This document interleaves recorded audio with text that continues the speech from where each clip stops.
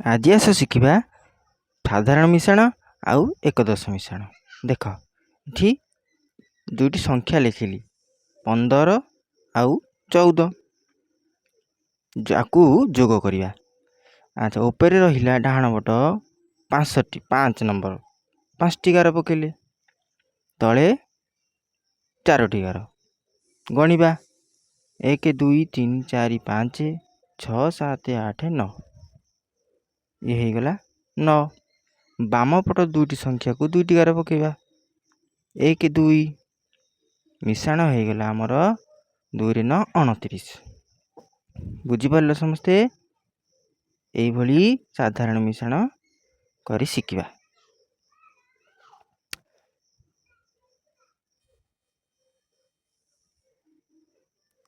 ଆଉ ଗୋଟିଏ ମିଶାଣ କରିବା ଏକଦଶ ମିଶାଣ। 2 8 28, ଆଉ ଉପରେ 8 ଅଛି, ଆଉ ଗାର ନ ପକେଇ ତଳେ ପକେଇଦେବା 9ଟି ଗାର। 1 2 3 4 5 6 7 8 9, ଉପରେ 8 ଅଛି, ଗଣିଦେବା। 8 ପରଠୁ 9 10 11 12 13 14 15 16 17, 7 ରଖିଲେ। 1କୁ 10 ଘରେ ରଖିଦେଲେ, 1 10 ନେଇଗଲେ, ଗୋଟିଏ ଗାର ପକେଇଲେ। 2 2ଟା ଗାର ପକେଇଲେ, 1 1ଟା ଗାର ପକେଇଲେ। ସବୁଯାକ ମିଶିକି ହେଇଗଲା 4। 4 7 47 ହେଲା ଆମର ଉତ୍ତର।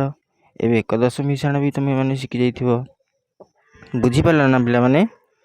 ଯଦି ଭଲ ଲାଗୁଛି ମୋ ଚ୍ୟାନେଲଟିକୁ ସବସ୍କ୍ରାଇବ୍ କରନ୍ତୁ, ଆଉ ଛୋଟିଆ କମେଣ୍ଟଟେ କରିଦିଅନ୍ତୁ। ମୁଁ ଆପଣ